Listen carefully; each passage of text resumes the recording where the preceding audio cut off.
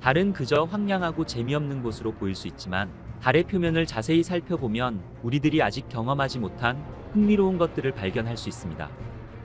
미양 공우주국 나사의 달 탐사계 도선인 에라로는 2009년부터 달 표면을 스캔하며 다양한 각도의 달 표면 사진을 초고해상도 촬영을 통해 이전에는 볼 수 없었던 달의 전체 모습을 우리에게 보여주었습니다.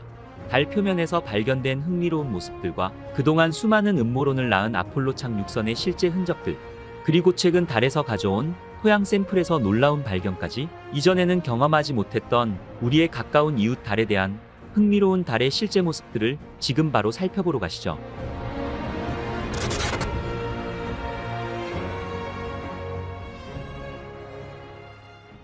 지금으로부터 54년 전인 1969년 7월 20일 아폴로 11호가 인류 최초로 달 착륙에 성공했습니다. 인류 역사상 한 획을 그은 이 사건은 수많은 음모론을 낳기도 하였죠. 바로 달 착륙이 조작된 거짓이라는 것입니다. 음모론자들은 성조기가 바람에 날리듯 흔들린다, 17톤짜리 달 착륙선은 표면에 자국을 남기지 않았는데 암스트롱의 발자국은 너무나 선명하다는 등 그럴듯한 이유를 제시하며 음모론을 키워왔습니다. 하지만 나사의 달 정찰 궤도 탐사선 에라로가 촬영한 사진에서 54년 전 착륙 장소가 지금 어떤 모습으로 있는지 생생하게 보여주었습니다. 에라로 탐사선의 주요 목적 중 하나는 아폴로 착륙 지점의 고해상도 이미지를 포착하는 것이었습니다. 이 사진들은 인간이 처음으로 지구가 아닌 다른 천체에 발을 디딘 역사적인 장소들을 다시 방문할 수 있는 특별한 기회를 제공했기 때문에 특히 더 흥미로웠습니다. 에라로의 에라로시와 같은 정교한 영상 장비들은 달 표면의 상세한 사진들을 찍을 수 있게 해주었으며 수년간 에라로는 아폴로 착륙 지점을 돌며 놀라울 정도로 선명한 이미지를 제공해왔습니다. 그리고 에라로의 발견은 아폴로 미션과 관련된 음모론을 해결하는 데 도움이 되었습니다. 에라로가 촬영한 고해상도 사진들은 달 탐사 우주인들이 남긴 장비와 구조물을 선명하게 보여주며 달 착륙에 대한 의구심을 한 방에 불식시키기도 하였죠. 잘 알려진 대로 아폴로 11호의 달 착륙선 이글은 고요의 바다 남쪽 지점에 내려앉았습니다. 이 사진을 보면 착륙선이 남긴 자국이 선명히 드러나 있으며 아폴로 11호가 남긴 자국 외에도 다양한 인간의 흔적이 남아 있습니다. 특히 나사 측은 달 표면 위에 있는 가족 사진 한 장을 공개해 화제가 되기도 하였는데요. 아폴로 프로젝트 이미지 보관소에 묻혀있다 세상에 공개된 이 사진은 1972년 아폴로 16호를 타고 달에 착륙한 찰스 듀크가 달 표면에 놓고 온 것이었죠. 가족의 행복한 모습을 담은 이 사진 뒷면에는 혹시 있을지 모를 외계인을 위해 행성 지구에서 온 우주인 듀크의 가족이라는 글이 적혀 있다고 하네요. 밤하늘을 올려다보면 때로는 신비롭고 압도적인 아름다움에 넋을 잃기도 합니다. 하지만 인류가 우주로 나아가 그 광활함을 직접 마주했을 때 예상치 못한 질문과 마주하게 되었죠. 이 질문은 바로 사진 속 별들은 모두 어디로 갔을까라는 질문이었습니다. 1969년 인류는 역사상 가장 기념비적인 순간을 맞이하게 됩니다. 바로 아폴로 11호가 달에 착륙하며 인류가 최초로 달 표면에 첫 발자국을 남긴 사건이었죠. 그 위대한 순간을 담은 사진들은 지금도 우리에게 깊은 울림을 주었습니다. 하지만 우주비행사 뒤에 펼쳐진 광활한 우주를 자세히 들여다보아도 그저 칠흑 같은 어둠만 있을 뿐 우리가 밤하늘에서 보던 반짝이는 별들은 보이지 않았죠. 그리고 이 사진들은 그 당시 엄청난 논란을 불러일으키게 됩니다.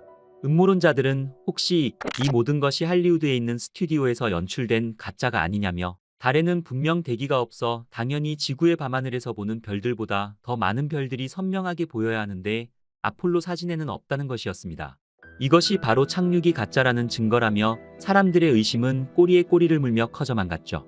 하지만 우주 비행사들은 물론이고 오늘날까지 수많은 과학자들은 별이 보이지 않는 이 모든 사진들이 진짜이며 이 사진의 배경에는 우리가 알아야 할 과학적 원리들이 숨어 있다 말합니다. 그렇다면 이것이 음모론의 증거일까요? 이 사진들이 정말 진짜라면 우리는 왜 이 사진들에서 별을 볼 수 없는 것일까요? 1984년 2월 7일 5명의 우주비행사가 챌린저 우주왕복선에 탑승해 있었습니다. 그들의 임무는 최초의 무구속 우주 유영을 수행하는 것이었죠. 이전의 모든 우주 유영에서는 우주비행사들이 안전선으로 우주선과 연결되어 있었습니다. 하지만 이번에는 달랐습니다. 우주비행사 브루스 맥캔들리스가 제트팩을 착용하고 발을 내디디며 외쳤습니다.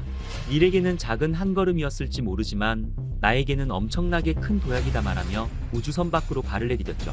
조종사인 로버트 깁스는 기내에 있던 카메라를 꺼내 이 역사적인 장면을 촬영했습니다.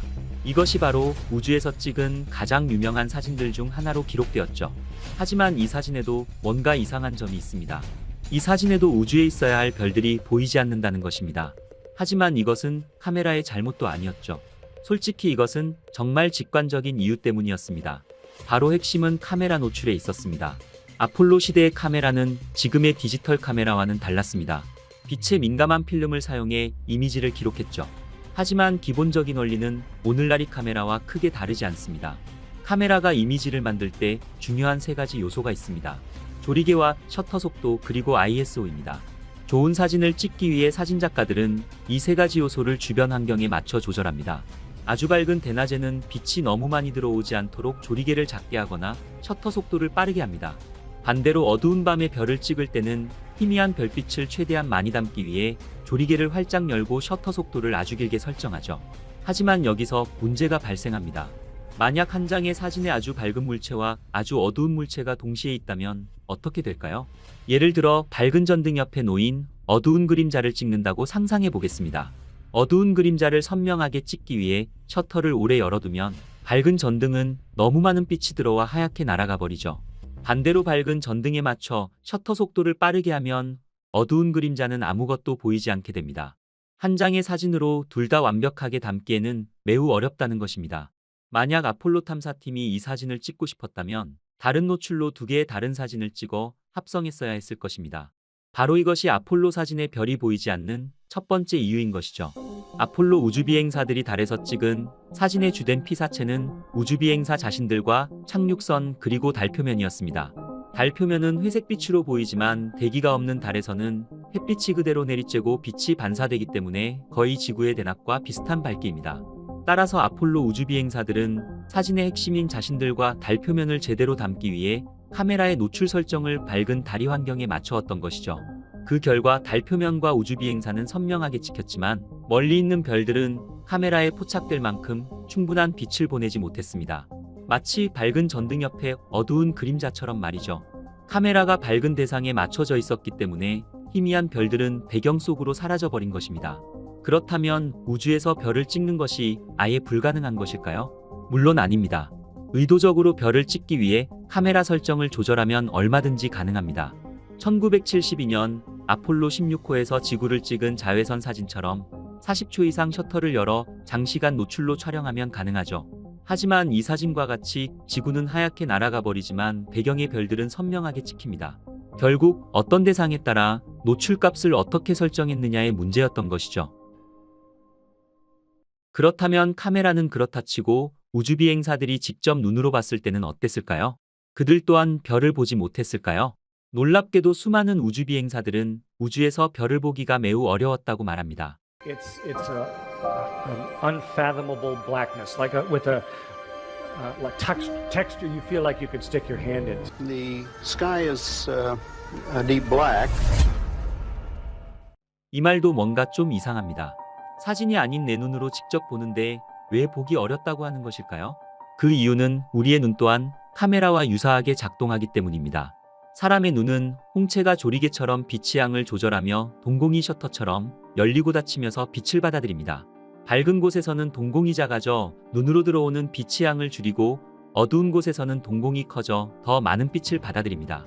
바로 인간의 눈은 자동적으로 주변 환경의 밝기에 자동으로 조절되는 것입니다. 아폴로 우주비행사들이 달 표면에 서 있을 때 그들의 눈은 매우 밝은 달 표면과 눈부신 햇빛에 노출되었을 것입니다. 마치 대낮에 밖에 나가면 눈이 부셔 동공이 작아지는 것처럼 말이죠. 동공이 작아진 상태에서는 멀리 떨어진 희미한 별빛이 눈에 들어오기 어려웠습니다. 아무리 우주에 대기가 없다 해도 눈 자체가 밝은 환경에 맞춰져 있었기 때문에 별빛은 너무 희미했던 것입니다. 국제우주정거장 ISS에 있는 우주비행사들도 마찬가지입니다. 국제우주정거장에는 태양광 패널이 햇빛을 강하게 반사하며 우주선 내부에도 밝은 조명이 있죠. 우주비행사들이 우주정거장 내부에 있거나 지구의 밝은 낮쪽 상공을 지나고 있을 때 눈이 밝은 환경에 적응했기 때문에 별을 보기 어렵습니다. 우주에 다녀온 수많은 우주비행사들과 민간인들 또한 모두 똑같이 아무것도 볼 수 없었으며 칠흑 같은 검은색만 보았다고 말합니다. 이것은 당연히 음모론자들에게 의심을 품게 했죠.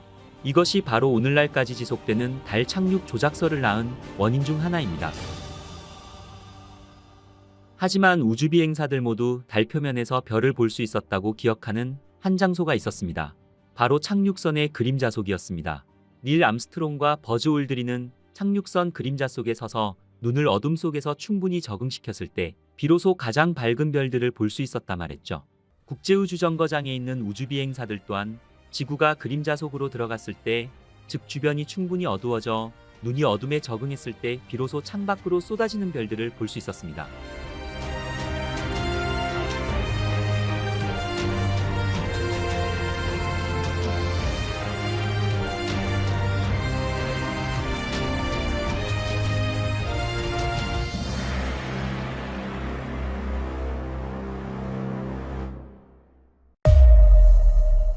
이 현상은 집에서도 간단한 실험으로 느껴볼 수 있습니다.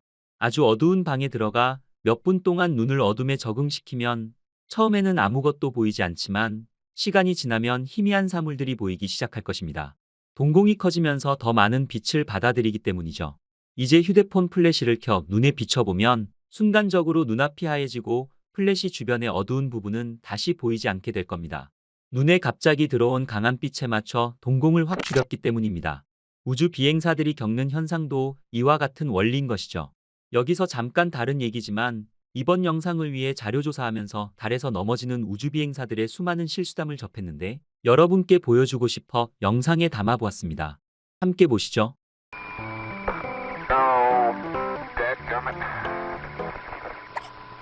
Jack Schmidt having a few problems.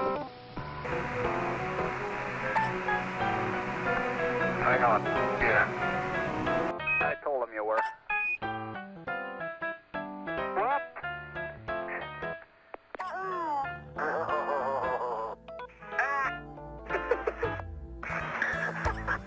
I feel like Bugs Bunny. You have to be.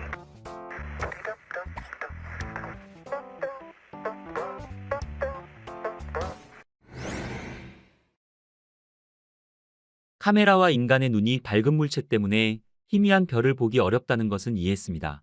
하지만 이것만으로 우주 전체가 어둡게 보이는 이유를 완전히 설명할 수 있을까요?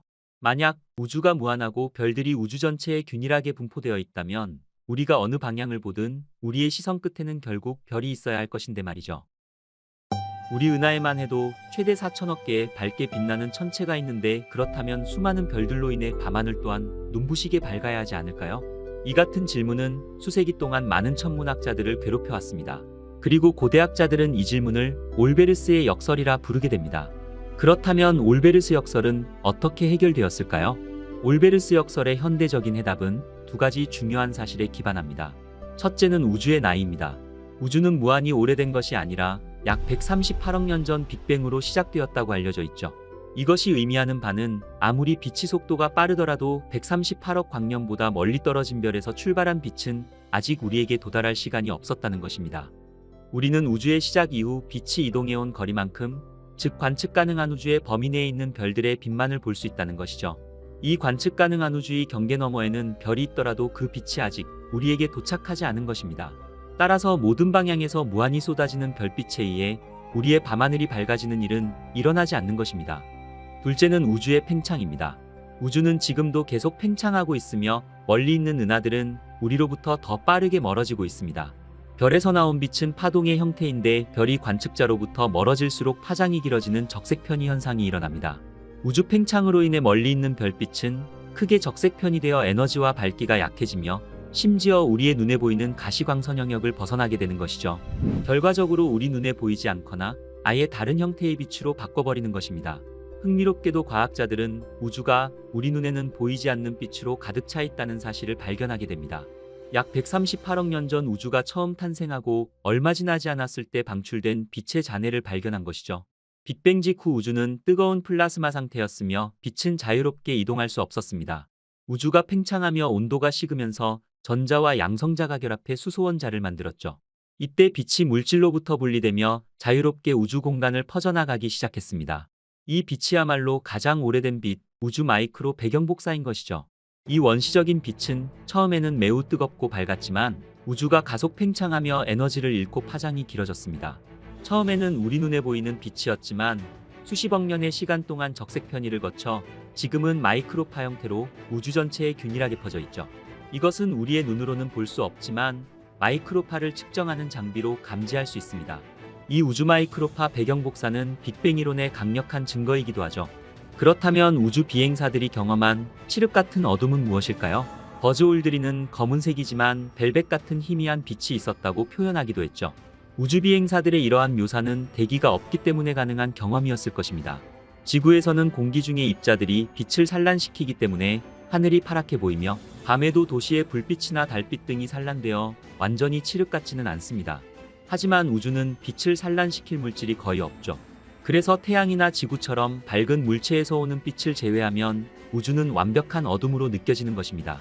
그럼에도 우주 비행사들이 경험한 벨벳 같다는 느낌은 무엇일까요? 이것은 우주 공간이 완전히 텅 빈 것은 아니라는 사실도 있습니다. 별들 사이의 공간에는 매우 희박하긴 하지만 가스와 먼지로 이루어진 성단 물질이 존재합니다. 그리고 눈에 보이지 않는 암흑 물질과 암흑 에너지도 우주의 대부분을 차지하고 있죠. 비록 이들이 직접적인 빛을 내지는 않지만 우주의 구조와 팽창에 영향을 미치며 우리가 인식하는 우주의 모습에 간접적으로 기여할 수 있을 것입니다. 결과적으로 우리가 우주를 어둡게 느끼는 가장 큰 이유는 우리의 지각 능력이 제한적이기 때문일 것입니다.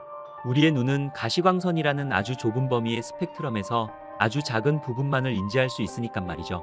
만약 우리가 적외선과 마이크로 범위를 인지할 수 있다면 우리가 보는 우주는 완전히 다른 모습으로 나타날 것입니다. 멀리서 보면 그저 흔한 크레이터 같아 보일지도 모릅니다. 하지만 과학자들은 이 구멍들이 수십억 년 전 달이 지금과는 완전히 다른 시절에 형성된 고대 동굴이 무너져 생긴 함몰구역이라고 믿고 있죠. 수십억 년 전 달은 지질 활동이 매우 활발했습니다. 달에는 거대한 화산들이 폭발했으며 뜨겁게 녹아내린 용암들은 강처럼 흘러내려 달 표면을 뒤덮었죠. 용암들은 흐르면서 차가운 우주 공간에서 식으며 용암의 겉부분들은 단단한 껍질을 형성하며 굳어졌습니다. 하지만 그 아래 뜨거운 용암들은 계속 흘러 거대한 지하 통로를 만들어낸 것이죠. 우리가 살고 있는 지구에서도 하와이나 아이슬란드 같은 화산 지역에서 용암 동굴을 찾아볼 수 있습니다. 어떤 동굴들은 폭이 수십 미터에 달했으며 사람이 걸어 다닐 수 있을 만큼 컸죠. 실제로 하와이의 용암 동굴에서는 길이가 무려 65km가 넘는 거대한 동굴들도 존재합니다. 하지만 달에서는 이야기가 달라집니다. 지구의 중력에 비해 6분의 1에 불과한 달의 중력은 용암 동굴을 훨씬 크게 성장시킬 수 있습니다. 동굴을 지지하는 힘이 약해도 달에서는 지구보다 무게를 견디기가 더 쉽기 때문이죠. 그리고 일부 과학자들은 달에 형성된 용암 동굴 중에서 그 폭이 1km를 넘는 곳도 있을 것으로 추정했습니다. 이 크기는 무려 도시의 몇 개 블록 전체가 통째로 들어갈 만한 엄청난 규모인 것입니다. 과학자들은 달 궤도선에 탑재된 고해상도 촬영 장비와 레이저 스캐너 등을 통해 실제로 거대한 지하 동굴과 연결되어 있음을 확인했죠. 특히 우리나라의 다누리 탐사선에 탑재된 고감도 카메라는 이 어두운 곳을 상세하게 들여다볼 수 있게 해주었습니다. 그렇다면 이 구멍들이 왜 그토록 중요할까요? 최근 이 구멍들의 진정한 가치는 그 신비로운 형태뿐만은 아니었습니다. 바로 달의 혹독한 환경으로부터 인류를 보호할 피난처 역할에 주목받게 된 것입니다. 달은 인간이 살아가기에는 매우 가혹한 환경입니다. 달 표면에는 지구와 같은 두꺼운 대기나 자기장이 없어 우주방사선과 미세운석이 여과 없이 쏟아집니다. 예측 불가능한 태양 폭풍 또한 단 몇 분 만에 달 표면을 뒤덮어버리며 우주비행사들에게 심각한 위험이 될 수 있죠. 그리고 온도 또한 극단적입니다. 직사광선을 받는 낮에는 120도를 훌쩍 넘는 뜨거운 열기로 달궈지며 햇빛이 사라진 밤에는 그 온도는 무려 영하 130도로 곤두박질치죠. 이러한 달의 환경은 인간과 기계 모두에게 치명적일 것입니다. 하지만 달의 용암동굴은 완벽한 보호막이 됩니다. 수십 미터에 달하는 용암동굴의 두꺼운 벽과 천장은 치명적인 우주방사선을 차단하며 미세 운석 충돌로부터 보호해줄 수 있죠. 또한 달의 극심한 온도 변화와는 달리 동굴 내부는 온도를 안정적이게 유지할 수 있으며 실제로 한 연구 자료에 따르면 달 남극의 동굴 내부의 온도가 약 17도로 일정하게 유지된다 보고되었죠. 만약 이곳에 인류가 거주할 수 있는 기지를 건설할 수만 있다면 복잡하고 값비싼 보호구조물을 만들 필요도 없이 연구실과 거주공간, 심지어 공장시설까지 건설할 수 있다는 것입니다. 하지만 그 안으로 섣불리 들어가기 전에 먼저 안전한지 확인해야만 할 것입니다. 동굴 속에 무엇이 도사리고 있을지도 모르는 일이니까 말이죠. 다행히 이 문제를 해결하기 위해 전 세계 과학자들은 기술 개발에 총력을 기울이고 있습니다. 나사의 제트 추진 연구소는 듀넥슬 로버라 불리는 동굴 탐사 로봇을 개발하고 있으며 이 로버는 구멍의 가장자리에 도착하면 두 부분으로 나뉘는데 한쪽은 위에 고정된 채 다른 한쪽이 서서히 아래로 내려가며 탐사를 시작하죠. 내려가는 동안 탐사 로버는 카메라와 레이저 스캐너 같은 장비를 이용해 동굴 내부를 자세하게 촬영하고 지도로 만듭니다.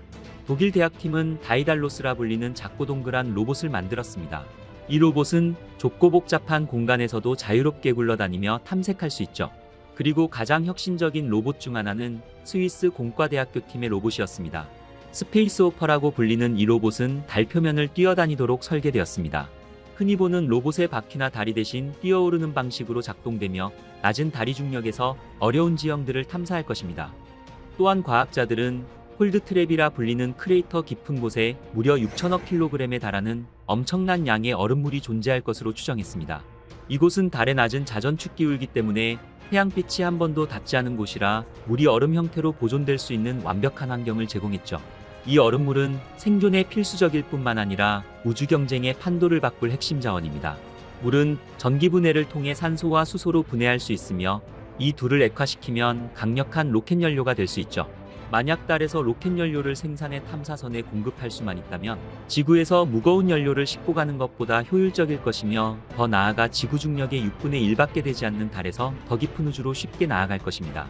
달은 태양계 탐사를 위한 보급기지 역할 뿐만 아니라 거대한 발사대가 될 수 있다는 생각은 머지않은 미래의 현실이 될 것입니다. 달 남극 지역에는 헬륨3 또한 풍부합니다. 핵융합 연료가 되는 헬륨3는 수십억 년 동안 태양풍으로 인해 달 표면에 쌓여 있으며 인류에게 무한한 에너지를 제공할 수 있죠. 헬륨3 1톤은 50억 달러 가치를 지니며 달 전체 헬륨3의 총가치는 무려 4조 달러에 달하는 엄청난 가치를 지니고 있죠. 비록 핵융합 기술이 아직 상용화되지는 않았지만 만약 이 기술이 현실화될 수 있다면 달에 널려있는 헬륨3는 에너지 문제를 해결할 수 있는 열쇠가 될 것입니다.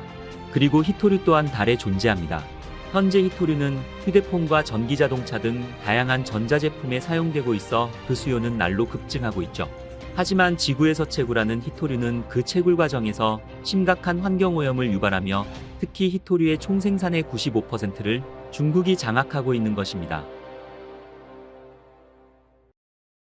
최근 아르테미스 계획으로 인류가 달 탐사 활동과 달의 거주 구역을 지하에 만든다고 하여도 공급물자나 로켓 등 다른 설비들은 달 표면에다 장기간에 걸쳐 놓아두어야 합니다. 그렇다면 우주에서 날아드는 운석이 달 표면에 부딪히는 충돌률이 어느 정도인지 알아야만 하죠. 달은 대기층이 사실상 없어 우주 공간의 운석들이 그대로 부딪혀 달 표면에는 지금까지 알려진 것보다 훨씬 더 자주 운석들이 충돌하고 있어 연구진은 달에 기지를 세운다면 이런 충돌 위험도를 더 높게 평가해 대비해야 한다고 제안하고 있습니다. 운석 충돌은 약 6,600만 년 전 공룡 시대를 하루아침에 끝낼 정도로 지구 생명체에는 공포의 대상이지만 약 45억 년의 지구 역사에서 얼마나 많은 운석 충돌이 있었는지는 파악되지 않아 왔습니다. 지구의 운석 충돌구는 오랜 세월 비바람에 의한 침식과 지질 작용으로 사라졌지만 다른 지구와 달리 대기가 없어 운석 충돌의 흔적이 고스란히 남아 있습니다. 2009년부터 7년 동안 LRO가 촬영한 달의 표면 영상들을 비교해 분석해보니 이 기간에 새로 생긴 충돌 크리에이터가 222개의 운석 충돌 구덩이를 새롭게 찾아냈다고 밝혔으며 7년 동안 새로 생긴 운석 충돌 수치가 지금까지 달을 예측하던 충돌률과 비교해 33%나 많은 것으로 이것은 운석 충돌이 알려진 것보다 훨씬 더 자주 일어나는 것을 말하고 있는 것이죠. 이와 함께 이번 연구진은 우주에서 날아든 크고 작은 운석들에 의해 달 표면의 위쪽 2cm 표토층이 모두 뒤바뀌는 데 걸리는 시간이 전에 알려진 수십만 수백만 년과 비교해 훨씬 짧은 8만 1000년밖에 걸리지 않을 것이라는 새로운 추정치를 낳기도 하였죠. 달 탐사 궤도선이 관측한 영상들에서 비교적 큰 운석 충돌 구덩이 부분에서 방사형으로 퍼진 얼룩들이 47,000여 개나 관찰됐는데 연구진은 이런 얼룩들이 직접 충돌로 생겨난 파편들의 일부가 초고속으로 분사되어 퍼지면서 생겨났을 것으로 해석하였습니다. 운석 충돌의 여파로 생긴 2차 충돌의 영향으로 달 표면 표토층은 더욱 자주 새로운 물질로 덮일 수 있고 이 때문에 달에 새로운 표토층이 형성되는 데에는 8만 년의 시간밖에 걸리지 않으리라는 것이었죠.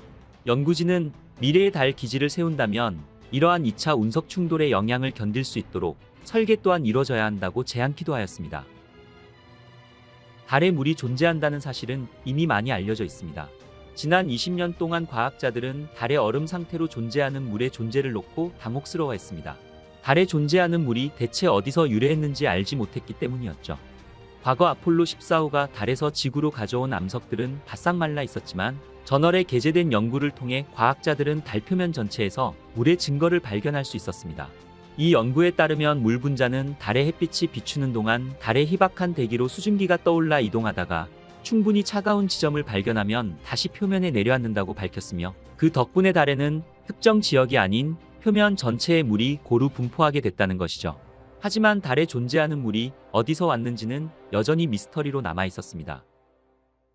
이러한 미스터리는 과학자들에게서 여러 가지 추측들을 쏟아내게 하였죠. 얼음으로 이뤄진 혜성이 달에 물을 전달했다는 이론과 고대 화산 분출로 뿜어져 나왔다는 이론이 대표적인 것들이었습니다. 그런데 최근 설라이취한 물리연구소 부연구원은 과기일보와의 인터뷰에서 창어 5호가 수집한 달 토양 샘플을 분석한 결과 고체, 액체, 기체 등 다양한 형태의 유리 물질을 발견했다면서 달이 보기에는 황량하기 이를 데 없지만 실제로는 화산 폭발, 지질운동, 운석 충돌 등 활발한 활동으로 유리가 만들어졌고, 이 유리는 수억 년 이상 달에서 안정적으로 존재했다고 밝혔습니다. 연구팀은 2020년 12월 중국 달 탐사선 창어 5호가 달 표면에서 1에서 2m 아래를 굴착하여 채취한 약 1.7kg의 물질을 지구로 가져온 달 토양 샘플에서 지름 1mm 미만의 조그마한 유리 조각 117개를 발견했다고 밝혔습니다. 이 조각들은 과거에 달과 운석이 충돌하는 순간 생성되었고, 이후 태양풍을 맞으면서 물을 함유하게 된 것으로 분석되었습니다. 태양풍은 수소 양이온이 대부분인 대전 입자로 구성되어 있으며 달 표면의 산소 원자와 만나면 수산기를 형성하게 되는데, 수산기는 물 H2O 분자의 주요 성분입니다. 연구진의 조사 결과 유리 조각은 달 표면 전체에 분포된 것으로 파악하고 있으며, 이들이 머금고 있는 물의 양이 최소 3억 톤에서 최대 2,700억 톤에 이를 것으로 판단하고 있는 것이죠. 그리고 더욱 중요한 발견은 물을 머금은 유리 조각은 단순히 가열하는 방식만으로 현지에서 바로 분리할 수 있을 것으로 판단하고 있으며, 이번 연구에 참여한 마헤시 아난드 교수는 섭씨 100도 정도로 이 유리 조각을 가열하면 유리구슬 안에 있는 물을 추출할 수 있다고 설명하였죠. 하나의 알갱이에 담겨있는 물의 양은 지극히 소량이지만 이것들을 한데 모으면 충분히 수자원으로 활용 가능하다는 결론이었습니다. 마헤시 아난드 교수는 미래의 달 탐험가에게 안정적으로 물을 공급할 수 있게 된다며 지속적인 방식으로 달을 탐사할 수 있는 잠재력이 어느 때보다 높아졌다고 말하며, 영국의 일간지 더 가디언에서는 이번 발견이 인류가 달의 기지를 건설하려는 계획에서 매우 중요한 분기점이 될 것이라고 내다보았죠. 달 표면은 대낮에 섭씨 123도로 뜨거워 물이 증발하지만 밤이 되면 최저 영하 233도로 차가워져 낮에 기화됐던 물의 일부가 달 표면에 스며들고 냉각됩니다. 특히 운석 충돌 시 발생한 열에너지가 달 표토의 산화규소 성분을 녹여 미세한 유리구슬을 생성하는데, 이 과정에서 물이 구슬 속에 들어가 보존되는 것이죠.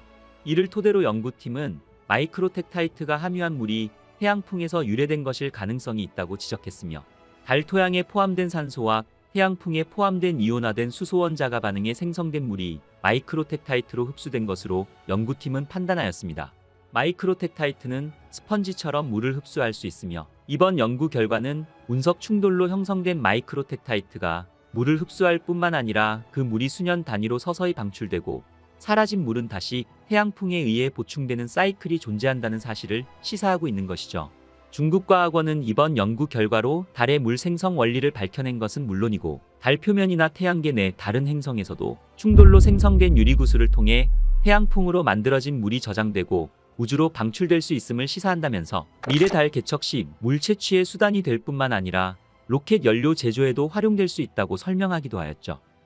달에 유인기지를 세운다는 목표를 가진 나라들에게는 물 자원 확보가 풀어야 할 과제로 꼽혀왔습니다. 물은 인간의 생명 유지는 물론이고 호흡을 위한 산소를 추출하거나 연료로 이용할 수 있어 달 현지에서 물을 채취할 수 있게 되면 지속 가능한 방식으로 유인 탐사가 가능해진다는 것이죠. 이번 연구는 달의 물이 어떻게 형성됐는지 그 해답을 일부 찾아냈다는 평가를 받았습니다. 또한 이것은 태양계에 있는 화성과 소행성 그리고 대기가 없는 천체에서도 이와 비슷한 반응이 일어날지도 모른다는 가능성을 제시하는 놀라운 발견이었습니다.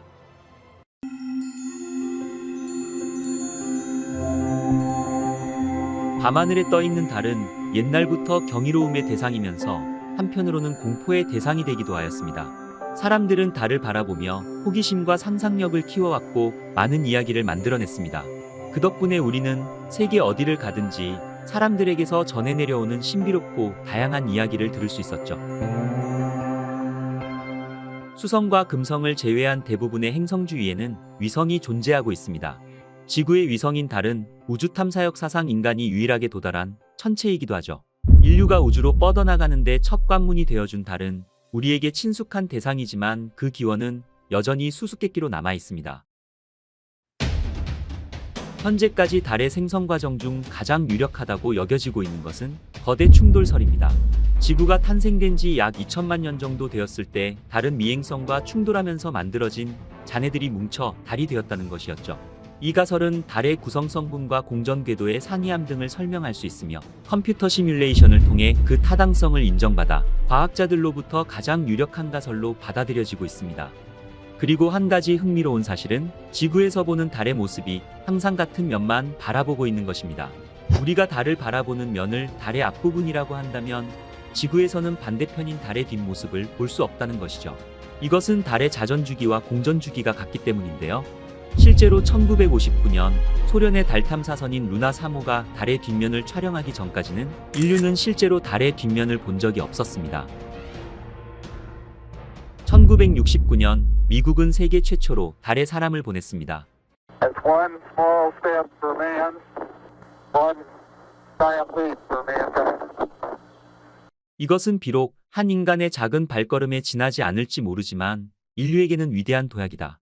1969년 7월 20일 인류 최초로 달에 첫 발을 내디딘 우주비행사 닐 암스트롱이 한 첫말입니다.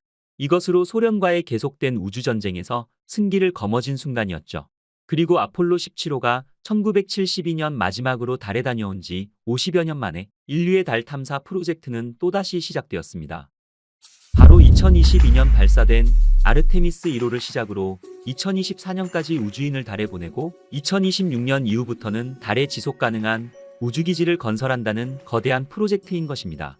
아폴로 계획은 단순히 우주비행사를 달에 보내는 데 있었다면 아르테미스 프로젝트는 인류를 지속적으로 달에 보내는 것을 목표로 하고 있습니다. 아르테미스 계획의 이름은 아폴로 계획에 맞춰 그리스 신화에 등장하는 아폴로의 쌍둥이 동생이자 달의 여신인 아르테미스의 이름에서 왔습니다. 이 프로젝트는 달의 유인 탐사 및 우주기지를 확보하는 루나 게이트웨이로 달의 우주정거장을 건설하면서 달을 전진기지로 삼아 장기간 체류하면서 배운 것들을 통해 화성에 최초로 우주인을 보낸다는 야심찬 계획인 것입니다. 이것은 반세기 만에 인류를 달에 다시 보내기 위한 미국 주도의 다국적 달 개척 프로젝트인 것이죠.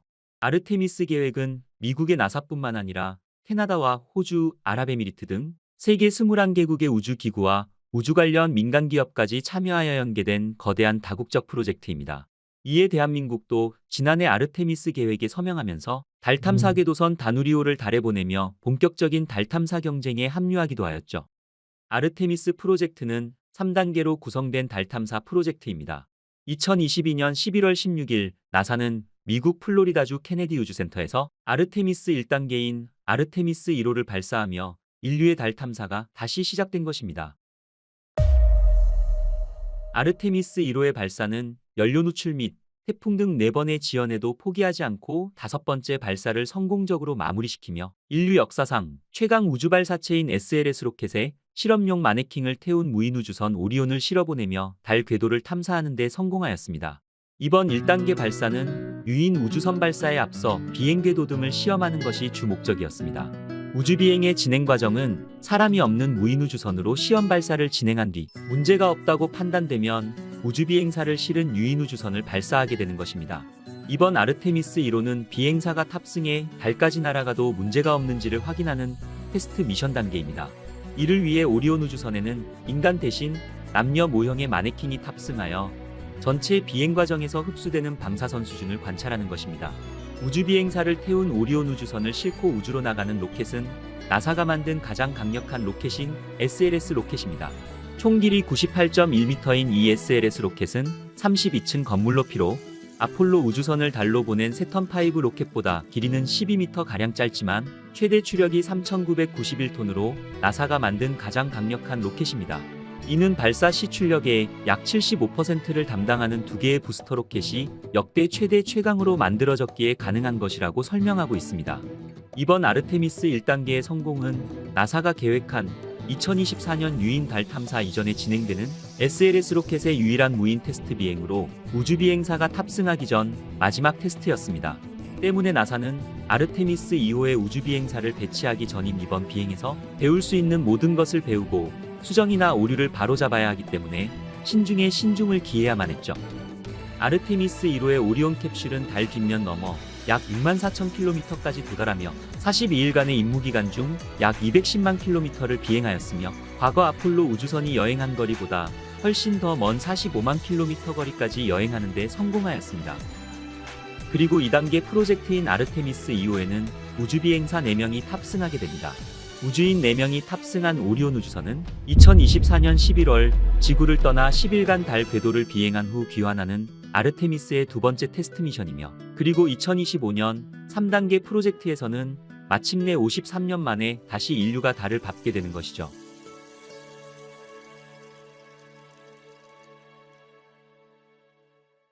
아르테미스의 3단계 프로젝트에서는 여성을 주축으로 구성된 우주비행사들을 달 남극에 착륙시켜 6일 동안 달 표면에서 과학 탐사 활동을 펼치게 됩니다. 이 같은 계획까지 성공한다면 인류 최초로 달을 밟은 여성이라는 새로운 역사가 써여지게 됩니다. 아르테미스 프로젝트는 그냥 달에 갔다 오는 것이 아니라 달의 우주정거장을 짓고 2031년 이후에는 달에 사람이 거주할 수 있는 기지를 세우는 것을 목표로 하고 있습니다. 나사는 이를 발판 삼아 인류를 달에서 화성으로 보낸다는 계획으로 확장시키려는 구상인 것입니다. 그렇다면 50여 년이 지난 지금 인류가 다시 달을 향하고 심지어 달의 우주기지까지 구축하려는 이유는 무엇일까요? 가장 큰 이유는 달에 매장된 막대한 자원과 향후 화성으로 가는 심우주 탐사의 효율성 확보를 위한 것으로 보입니다. 달은 하늘에 떠있는 광산이라는 별명이 있을 정도로 헬륨3와 히토류 등 값비싼 자원이 많이 매장되어 있습니다.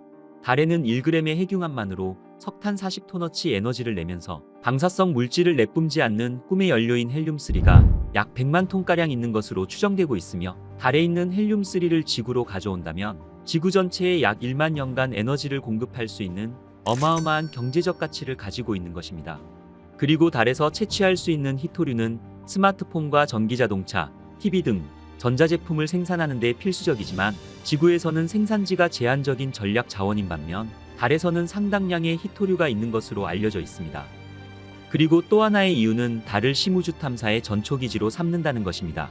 달은 지구와 가장 가까운 천체이면서 중력은 지구의 6분의 1에 불과해 우주선을 더 쉽게 발사할 수 있습니다. 우주를 향해 로켓을 쏘아 올리는 것이 결국 중력과의 싸움이라는 것을 고려한다면 달의 전초기지로 삼는다는 것은 우주 탐사에 있어 상당히 유리한 고지를 선점한다는 것인 거죠. 그리고 60여 년 전에도 미국과 소련의 냉전 시대에 펼쳐졌던 우주 패권 경쟁의 일환으로 미국의 아폴로 프로젝트와 소련의 스푸트니크 계획 등 우주 개발이 가속화된 전례가 있었던 만큼 21세기에 펼쳐질 우주 개발 또한 미국과 중국의 우주기지 건설에 대한 경쟁으로 달 탐사에 대한 빠른 발전과 진행으로 이어지고 있습니다. 8、7、6、5、4、3、2、1，点火，点火。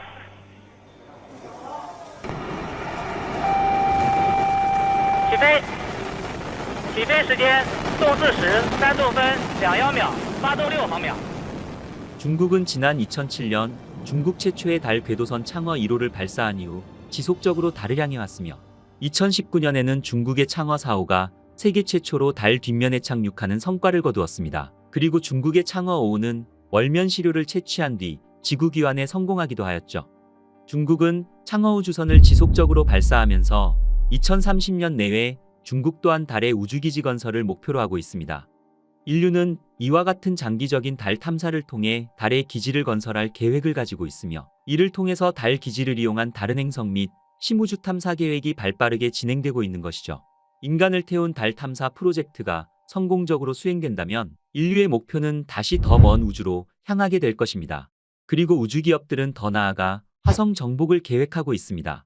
아르테미스 프로젝트는 영화에서만 상상했던 우주정복 시나리오가 더 이상 공상과학 소설에서만 머물지 않을 것이며 지구궤도 너머로 인간의 거주 영역까지 확대될 것을 의미하는 것이죠.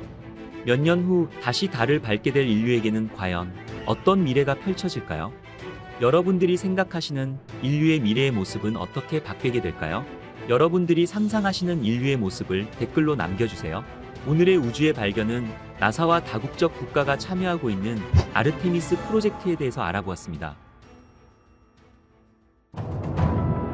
인도가 인류 최초로 달 남극 착륙에 성공했습니다. 달의 남극은 미국과 중국, 러시아도 탐사를 추진 중인 곳이었죠. 달의 남극은 그동안 인간이 만든 물체로는 한 번도 닿지 못했던 곳이었습니다. 하지만 2023년 8월 23일 인도에서 쏘아올린 착륙선 비크람과 조그마한 탐사차 프라그얀이 착륙선에서 내려와 달의 남극 주변을 탐사하기 시작하였죠. 그동안 미지의 세계였던 달의 남극에 인도의 탐사선이 착륙한 것입니다. 이것은 대단한 성공이었습니다.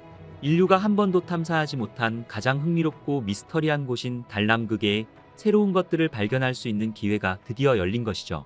이것만으로도 인도의 탐사선은 이미 역사적인 임무를 성공한 것이었습니다. 인도의 달 탐사선 찬드리안 3호는 미국과 소련, 중국에 이어 달 착륙에 성공한 네 번째 나라지만 태양 그림자에 가려져 미지의 영역으로만 남아있던 달 남극에 착륙한 첫 번째 나라이자 인류 최초로 성공한 국가로서 우주 탐사 역사를 새로 써내려가게 되었죠. 하지만 이것은 쉽지 않은 도전이었습니다. 지난 1966년 구소련의 루나 9호가 최초로 달에 착륙한 이후에도 달 탐사는 고난의 연속이었습니다. 50년 이상 시간이 지났지만 달 탐사의 난이도는 낮아지지 않고 있죠. 그렇다면 미국의 아폴로 11호가 달에 도착한 것도 벌써 54년 전인데 왜 지금에야 달 남극에 착륙하는 것이 그토록 어렵고 힘든 일일까요? 그리고 달의 남극이 가진 어떤 점들이 이들을 그토록 사로잡은 것일까요? 오늘의 우주의 발견은 인류 최초로 달 남극에 착륙한 인도의 찬드라얀 3호에 대해서 살펴보고 왜 그토록 모든 국가들이 달 남극에 대해서 탐사하고 싶어하는 이유와 인도의 탐사선이 달 남극에 착륙해서 발견한 미스테리한 궁금증에 대해서 알아보겠습니다.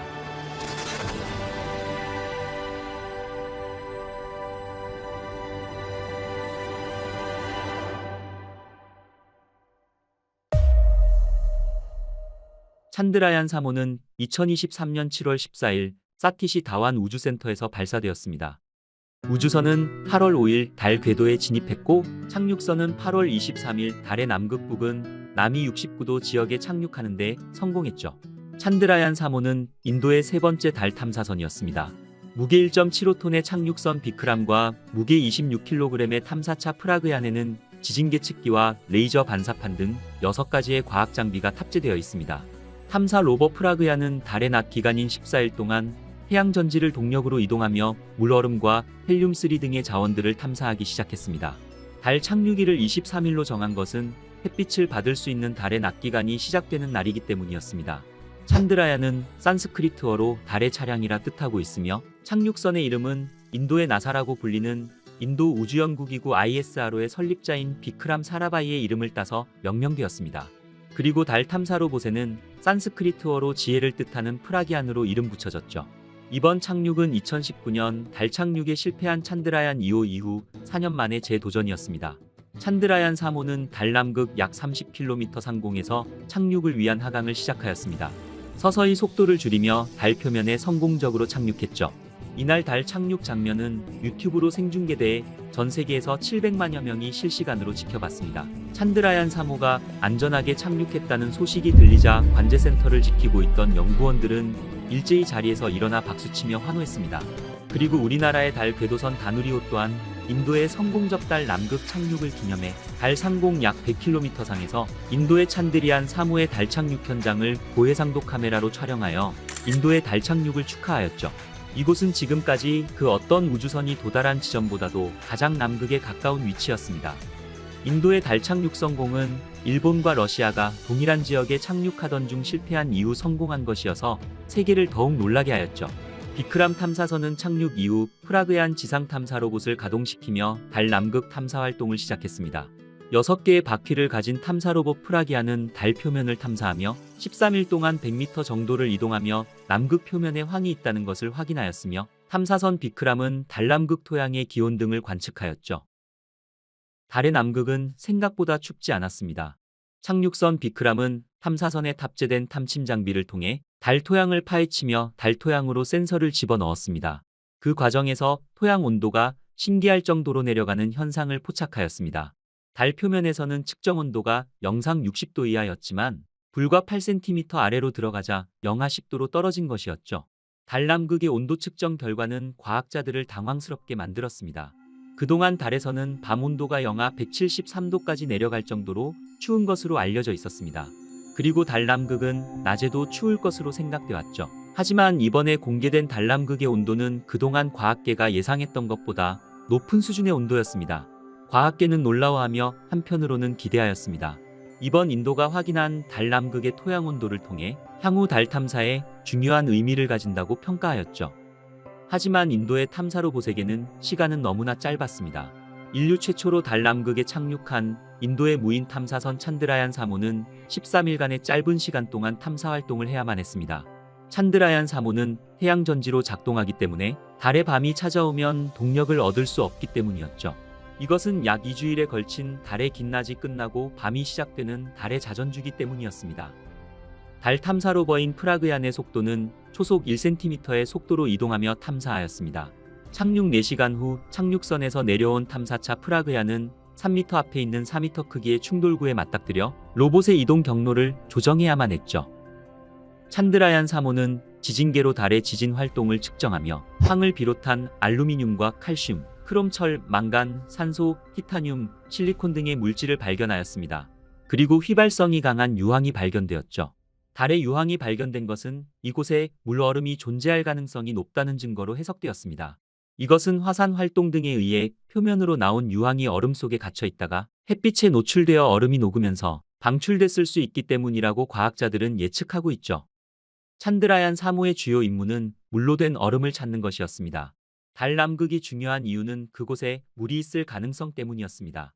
달의 남극에는 다량의 물이 얼음 상태로 존재할 가능성이 클 것으로 추정되어 왔죠. 만약 물이 있다면 식수와 산소는 물론 로켓 연료로 쓸 수 있는 수소를 현지에서 조달할 수 있으며 화성과 태양계 외행성들보다 더 깊은 우주 탐사를 위한 교두보로 활용할 수 있다는 것을 의미한다는 것이었죠. 찬드라얀 3호의 주요 임무 또한 얼음과 기타 요소들이 있는지를 분석하는 것이었습니다. 달의 극지에는 영구 음영 지역이 존재합니다. 달은 지구와 달리 수직에 가깝게 자전하고 있죠. 달의 자전축은 1.5도만 기울어져 있어 달에서는 태양빛이 항상 수평으로 들어오는 것입니다. 그렇기 때문에 달의 극지방에 있는 분화구 안쪽에는 태양빛이 직접 들어오지 않아 과학자들은 여기에 물이 얼음 형태로 존재할 가능성이 크다고 추정해왔습니다. 달의 극분화구에 얼음이 있을 수 있다는 가장 명확한 증거를 제공하는 데 도움이 된 것은 인도의 찬드라얀 1호 임무였습니다. 달에 물이 있다는 가설은 1960년부터 있었으며 실제로 과학자들은 달에 물이 존재할 수 있다고 추측해왔습니다. 그러나 미국 아폴로 임무의 우주비행사가 1960년대 말과 1970년대 초의 분석을 위해 가져온 샘플은 건조했습니다. 하지만 2008년 미국 브라운 대학의 연구원들은 새로운 기술로 달 샘플을 재검토하고 유리질 구조의 암석인 화산 유리 마이크로비드에서 수소를 발견하였죠. 하지만 이것만으로는 물얼음 자체를 특정하기에는 어려웠습니다. 과학자들은 달에 얼음이 있다면 달의 북극과 남극에 있는 분화구에 있을 것이라고 생각했습니다. 이 분화구는 태양에서 발산하는 직사광선을 전혀 받지 않도록 그늘이져 있어서 매우 추운 곳으로 태양계 전체 중에서 가장 추운 곳 중 한 곳이라 예측하였죠. 이곳은 얼음이 쌓이는 완벽한 지형이었습니다. 그러나 안타깝게도 이 분화구를 촬영한 콜드트랩 이미지는 너무 어두워서 해상도가 너무 낮아 확실히 알 수 없었습니다. 달에 물얼음이 있다는 가장 확실한 증거는 2009년 10월 나사가 텅 빈 로켓을 달 남극 분화구에 의도적으로 충돌시킨 실험에서 처음 확보되었습니다. 그리고 달 궤도에 진입한 찬드라얀 1호는 탐사선에 탑재된 나사의 광물학 플로터에 의해 달 표면을 촬영하여 수집된 데이터를 기반으로 2018년 과학자들은 달에 얼음과 물이 있다는 사실을 확신했습니다. 그리고 나사의 루나 프로스펙터호는 수빅 농도가 가장 높은 곳이 달의 남극에 있는 음영 환상산이라는 사실을 밝혀냈었죠. 이곳은 수십억 년 동안 햇빛을 보지 못한 채 영하 200도가 넘는 영구적인 그늘 속에 있는 곳이었습니다. 과학자들은 흥미를 느끼기 시작했습니다. 수십억 년 전으로 거슬러 올라가는 달 남극의 수빙은 태양 복사에 오염되거나 지질학적 과정에 영향을 받지 않아 초기 태양계를 이해할 수 있는 창구라고 생각하였죠. 달의 화산 활동과 회성 및 소행성들이 지구로 가져온 물질들로 인해 지구의 해양 기원에 대한 단서 또한 제공할 수 있을 거라 생각한 것이었습니다. 존스 홉킨스 대학 응용물리학 실험실의 행성과학자인 브렛 데네비는 이 물은 생명체를 부여하는 화합물이 어떻게 태양계에 왔는지에 대한 단서를 제공할 수 있기 때문에 과학적으로 흥미롭다며 어떤 나라라도 이 물을 마스터하기만 한다면 로켓 연료를 만들거나 우주 비행사를 위한 호흡 가능한 공기를 만드는 것과 같은 다양한 일을 할 수 있다고 기대하며 말하기도 하였죠. 대한민국의 달 탐사선 다누리호 또한 달 남극의 분화구 내부를 촬영하는 데 성공했습니다. 달의 영구 음영 지역에 있는 분화구 내부의 모습을 세밀하게 광학 촬영한 것은 달 탐사상 이번이 처음이었습니다.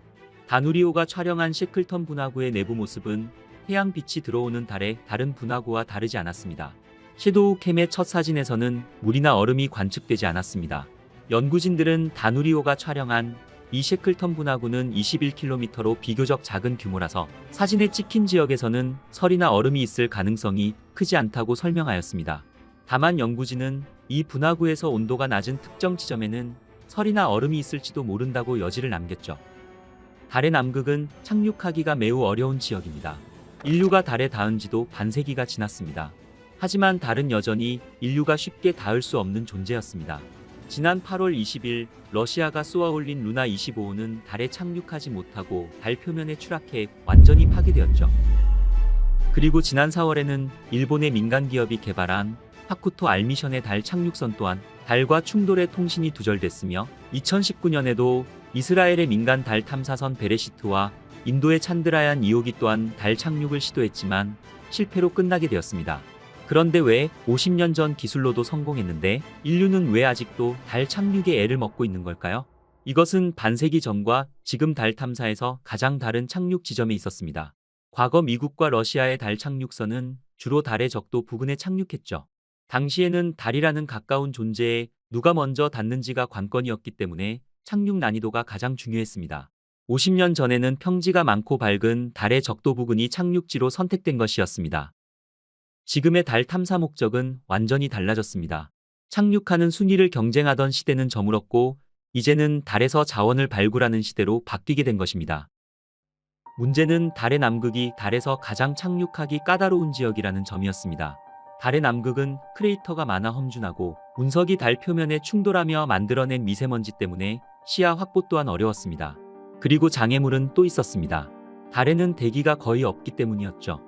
달에는 공기 저항이 없기 때문에 착륙 속도를 섬세하게 조정해야만 했습니다. 우주선의 지구 착륙은 대기권을 이용해 감속하지만 달의 대기권은 극히 희박해서 착륙 전 감속하기 위한 엔진을 점화시키는 다량의 추진제에 달려 있습니다. 속도가 조금만 어긋나도 궤도에서 벗어나거나 달 표면에 곧바로 추락할 수 있기 때문이죠. 인도는 지난 실패에서 개선점을 찾아 찬드라얀 3호를 설계했습니다.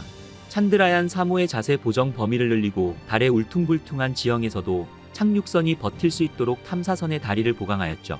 이에 인도의 나사라고 불리는 인도 우주연구기구 ISRO는 마지막 순간에도 착륙 지점을 변경할 수 있도록 연료량을 늘렸으며 2개였던 태양전지판을 4개로 늘렸습니다.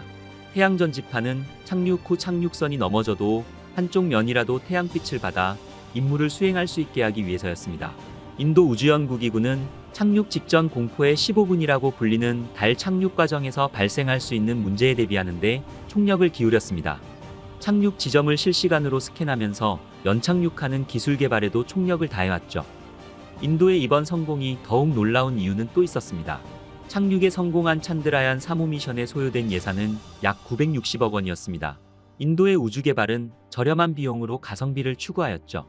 이것은 러시아 탐사선 루나 25호에 소요된 비용의 3분의 1 수준이었습니다. 그리고 인도 인건비는 선진국의 10분의 1 수준이지만 인도의 과학자와 엔지니어들은 다른 나라에 비해 실력 면에서도 절대 뒤처지지 않았던 것이었습니다. 당연히 이러한 인도의 초저예산 우주개발 프로그램은 전 세계적 주목의 대상이 된 것은 어쩌면 당연한 것이었습니다. 달 남극에 도착해서 임무를 수행하던 인도의 달 착륙선과 탐사 로봇은 길고 추운 달의 밤을 이겨내지 못하고 결국 영원히 잠들었습니다. 이는 어느 정도 예상됐던 결과였습니다. 달에서는 낮과 밤이 14일 주기로 바뀌면서 햇빛이 없는 남극의 밤은 영하 100도 이하로 떨어집니다. 길고 혹독한 달의 밤을 견디려면 보온장치를 달거나 더 내구성이 있는 부품을 사용해야만 했죠.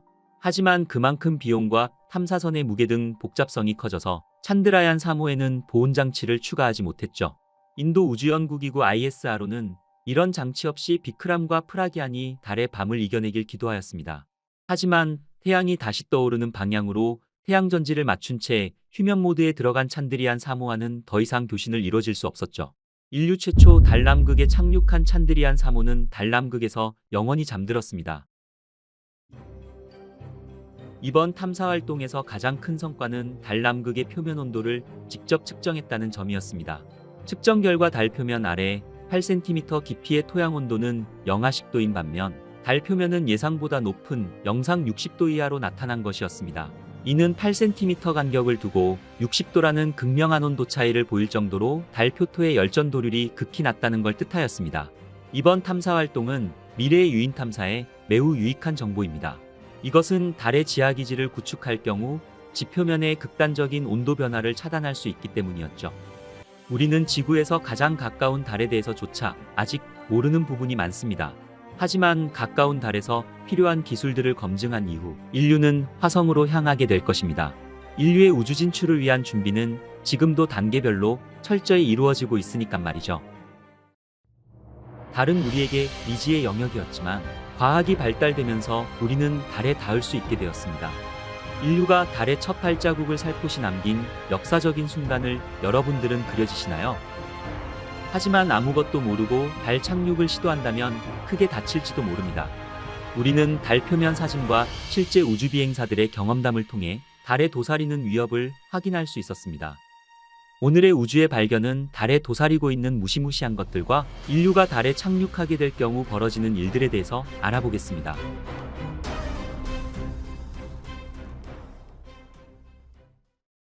태양과 가장 가까우면서 인류에게 제일 친숙하며 인간이 정복할 수 있는 천체인 달.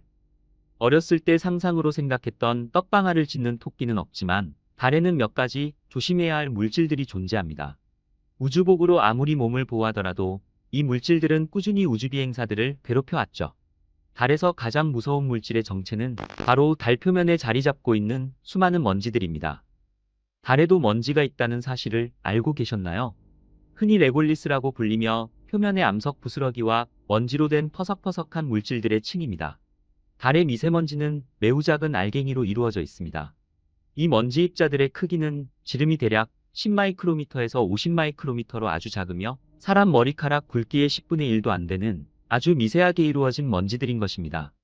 지구의 미세먼지와 비슷한 매우 작은 크기라서 달 탐사선과 우주인이 착용하고 있는 우주복 어디든 들어갈 수 있다는 것을 의미하는 것이죠.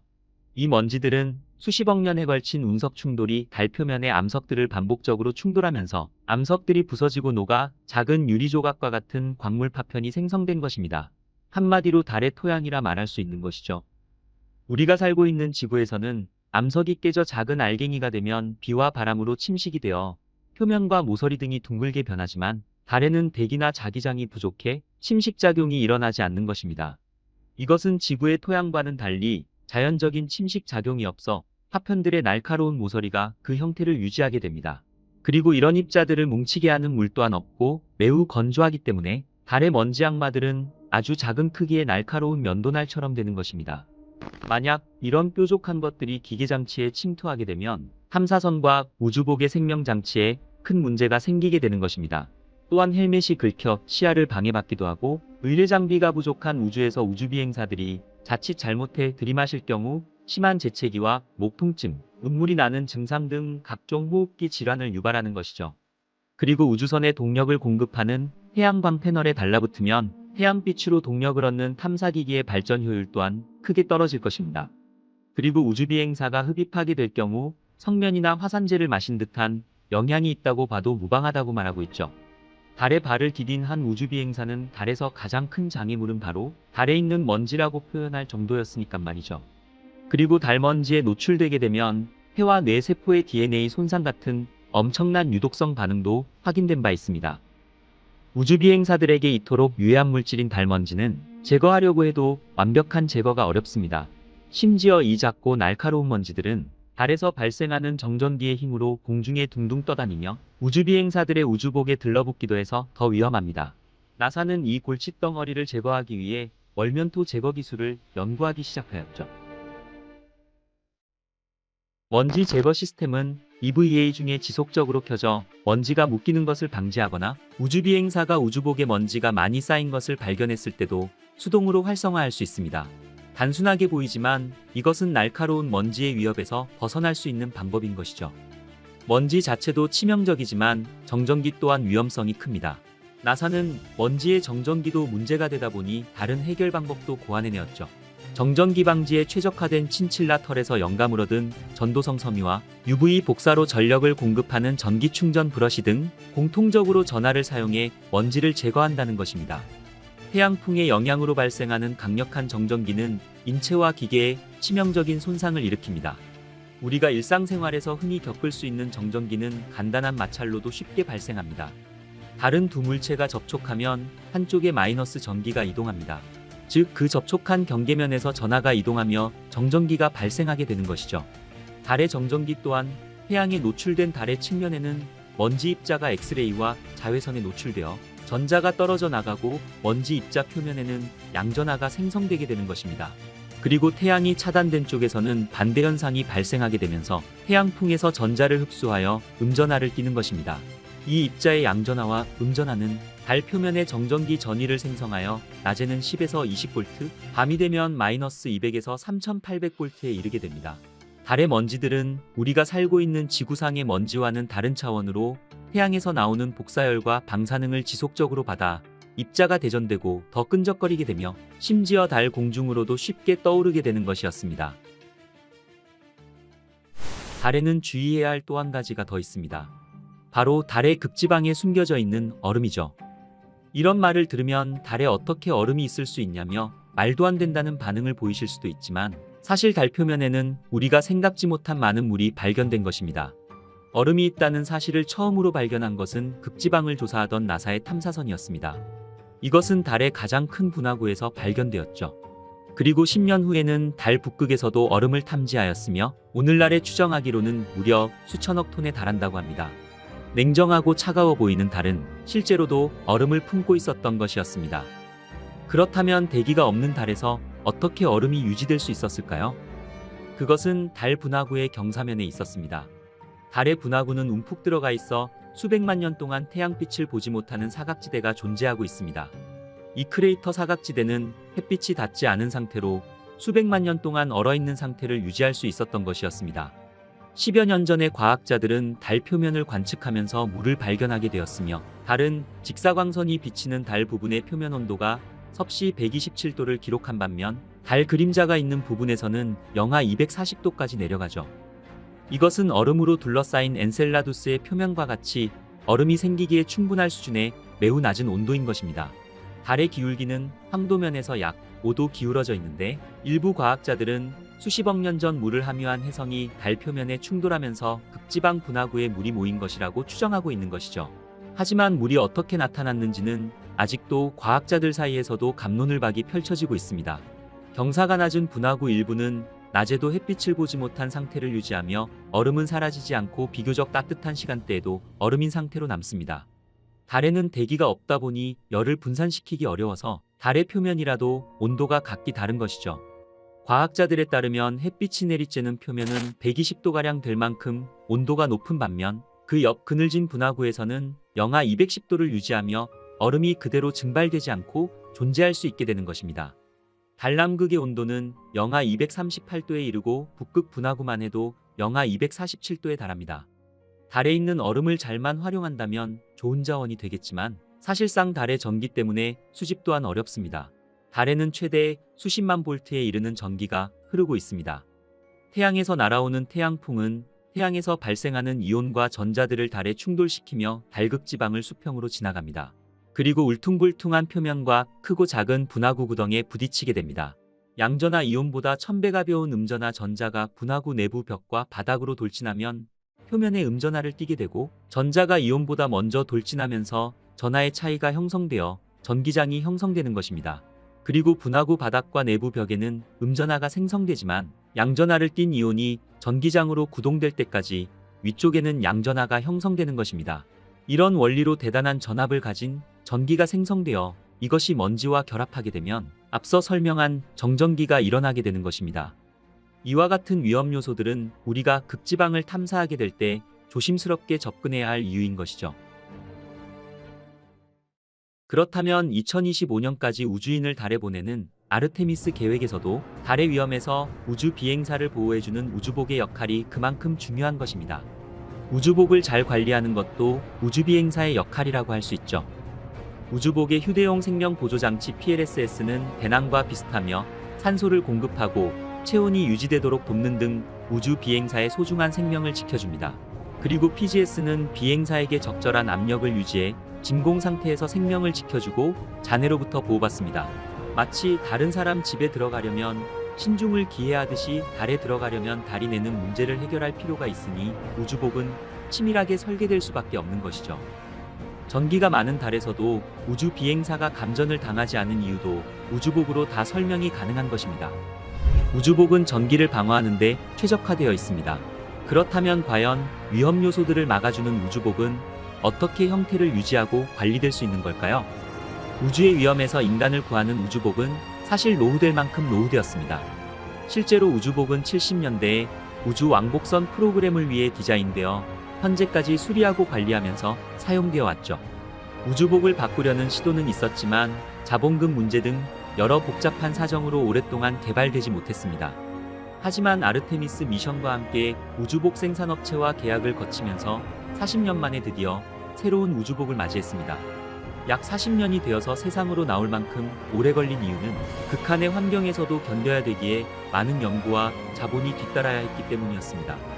디자인에만 자그만치 2억 2,800만 달러 계약까지 체결하며 많은 공을 들여야 했죠. 새롭게 개발한 우주복은 기존의 우주복보다 가볍고 유연한 소재로 만들었다고 전해지는데요. 하지만 기존 우주복의 특성은 놓치지 않고 극한의 환경에서 잘 견딜 수 있도록 설계되었다고 합니다. 기존 우주복의 특성에 현대화가 추가된 것이죠. 원래의 우주복은 매우 복잡한 형태를 띠며 그 무게만 소형 냉장고와 맞먹을 정도였습니다. 장비의 무게만 80kg 정도로 웬만한 성인 남자의 버금가는 무게였습니다. 하지만 이 무게감을 견디고도 우주복을 입어야 하는 이유는 우리 몸이 견딜 수 없기 때문입니다. 우리의 몸은 지구 환경에 맞춰서 설계되어 공기 기압과 지구 중력의 작용에 알맞게 제 형태를 유지시키지만 달에서는 다릅니다. 만약 우주복 없이 맨몸으로 달에 뛰어든다면 압력의 차이가 발생하여 달에서는 몸이 부풀어 올라 사망할 것입니다. 우리 몸속의 혈액이 심장에서 나와서 곳곳을 순환하는데 중력이 없으니 혈압이 모두 같아지게 되고 결국 머리 쪽으로 혈액이 몰리며 붓게 되는 것이죠. 아름답지만 가시가 돋은 장미처럼 밤하늘에 떠있는 달은 그 자체로 아름답고 신비하지만 조심스럽고 소중하게 다루어야 될 것입니다. 태양계에서 지구 다음으로 우리가 가장 친숙하게 느끼는 위성은 다들 짐작하셨겠지만 아마 달일 것입니다. 해가 사라져야 모습을 드러내는 달은 우리가 살고 있는 지구에 칠흑 같은 어둠이 오는 것을 막아주고 있죠. 하지만 요즘 시대처럼 기술이 발달해 찬란한 밤을 보낼 수 있다면 과연 달이 그렇게까지 필요할까요? 그렇다면 만약 달이 태양계에서 사라진다면 어떻게 될까요? 오늘의 우주의 발견은 만약 달이 폭발하여 사라진다면 지구와 인간에게 일어날 가설에 대해 살펴보겠습니다. 달은 45억 년 전 소행성이 지구와 충돌하며 형성되었습니다. 그 이후 지구뿐만이 아니라 행성 진화에 영향을 끼치며 지금까지 우리에게 친숙한 천체로 인식되어 왔죠. 인류가 생겨난 이래로 달은 우리의 친구처럼 지구만큼이나 인류의 관심을 끌기에도 충분했습니다. 그 결과 달에 사람을 보내기도 하고 달을 더 자세히 관측하기 위해 여러 가지 장치들을 설치해 놓게 되었죠. 하지만 호기심이 끊이지 않는 인간은 이런 생각까지 하게 됩니다. 과연 달이 지구와 멀어지게 된다면? 아니면 아예 우주에서 사라져버리게 된다면 어떨까 하고 말입니다. 실제로 인간은 이 일을 실행하려고까지 했습니다. 1957년 구소련은 스푸트니크라는 우주계획을 세우며 스푸트니크 1호가 발사되게 됩니다. 게다가 스푸트니크 1호가 지구 궤도를 성공적으로 돌면서 자연스럽게 우주 경쟁에서 구소련인 러시아가 먼저 앞서가게 됩니다. 당연히 경쟁 구도에 놓여있던 미국 입장에서는 자극이 될 수밖에 없었을 것입니다. 그 자극이 결국 달에 핵폭탄을 터뜨리자는 결심까지 가게 된 것이었죠. 그 당시 계획을 잡은 사람들은 인간이 사는 지구에서 하늘 위로 달이 폭발하는 것을 보는 것만큼 위대한 것은 없다고 믿었기 때문입니다. 이 당시 생성되었던 가장 강력한 핵폭탄은 50메가톤의 TNT 생산량을 가지고 있었습니다. 여기에서 말하는 TNT는 트라이나이트로 톨루엔의 약자로 강한 폭발력을 가진 폭약입니다. 그래서 종종 군용 폭약으로도 널리 사용되기도 했으며 폭발물의 폭발력을 비교하는 기준이 되기도 했죠. 1메가톤이 100만 톤이라고 했을 시 이것만 해도 어마어마한 폭발력을 가진 핵폭탄이라고 할 수 있었습니다. 우리가 잘 알고 있는 히로시마 폭탄을 3,800개나 합한 것이라고 한다면 대략 짐작이 가능할 수도 있을 것입니다. 하지만 지구에서라면 모를까 이걸로는 달을 폭발시킨다는 건 거의 불가능에 가까웠죠. 10조 메가톤 정도의 TNT에 해당하는 더 큰 폭탄이 필요했습니다. 그렇게 해야만 달이 지구 궤도 밖으로 밀려날 가능성이 그나마 높을 것입니다. 물론 전 세계인들의 반대로 인해 미국은 이 말도 안 되는 핵실험을 실행하지는 않았지만 우리가 한번 가정해 보도록 하죠. 정말 엄청나게 강력한 핵무기를 이용해 달을 폭발시킨다고 생각해 보겠습니다. 여기에 조금 더 흥미를 더할 수 있게 우주비행사들을 달 주위에서 이 같은 광경을 관측할 수 있도록 배치시켰다고 해봅시다. 우리는 미리 설치된 핵폭탄의 버튼을 누르고 달이 폭발하기를 기다리는 것입니다. 한 가지 기억해야 할 것은 달에는 지구처럼 대기가 없습니다. 우리는 무엇보다 달이 지구와 같지 않다는 걸 알아야 합니다. 달은 지구처럼 오존층으로 보호되어 있지 않기 때문에 직접적으로 모든 표면이 노출되어 있습니다. 만약 지구에 핵폭발을 일으킨다면 대기를 통해서 가장 뜨거운 열기를 만드는 것과 동시에 모든 것이 타버리겠지만 달은 다를 것입니다. 달에서는 산소가 풍부한 공기나 대기가 없기 때문에 전혀 타지 않을 것이며 탈만한 것도 없을 것입니다. 달 겉표면에 있는 흙들은 운석 충돌로 인한 금속들과 규산염 광물, 그리고 조그마한 물의 흔적들이 섞여 있습니다. 그래서 폭발에 의해서 온도가 올라가게 되면 불덩어리의 X선은 달 표면에서 얇은 암석구름으로 증발하게 됩니다. 거기에 불덩어리 속에 있던 먼지는 녹아서 유리가 되어버리죠. 만약 관측을 위해서 배치된 우주비행사들이 달에서 대략 50km 정도 떨어져 있다고 했을 때 이미 이 열에 의해서 튀겨지듯 타버려서 재가 되어버릴 것입니다. 또한 대기가 없다는 말은 우주에서 폭발이 확장하는 것을 지연시킬 것도 없다는 걸 의미하기도 합니다. 그래서 달에서는 불덩어리를 멈추거나 소리를 생성해낼 대기가 없기 때문에 소름 끼치는 침묵 속에서 점점 커져가기만 할 것입니다. 물론 안전한 거리에만 있다면 이를 목격하는 것은 엄청난 광경일 것입니다. 하지만 달에서 핵폭발이 일어난다면 아마 안전하게 관측할 거리 따위는 거의 없다고 보셔야 합니다. 무엇보다 대기가 없기 때문에 이 광경을 목격할 수 있는 거리에서라면 누가 되었든 치명적인 방사능에 노출될 수밖에 없습니다. 달은 지구보다 그 크기가 더 작기 때문에 이 폭발이 일어나는 동안 주변에 있던 우주비행사들은 엄청난 흔들림을 느끼게 될 것입니다. 이 같은 흔들림은 인간에게 심각한 손상을 줄 만한 진동이며 달에 건설해 놓은 시설들까지도 파괴될 것입니다. 폭발로 인해서 표면이 밀리게 되고 그로 인해 먼지와 바위가 공중을 떠다니며 기반함이 부서지게 될 것입니다. 그렇게 달에는 직경 1km의 분화구까지 생성되게 될 것입니다. 그리고 이렇게 생겨난 모든 파편들은 사방으로 튀어나가게 되죠. 대기가 없기 때문에 이 파편의 속도도 낮출 수가 없습니다. 대부분의 파편들은 여기저기 흩뿌려지며 빠른 속도로 날아가 버릴 것입니다. 소나기처럼 퍼붓는 많은 미세운석들이 달과 가장 가까이에 있는 지구로 그대로 쏟아져 내리겠죠.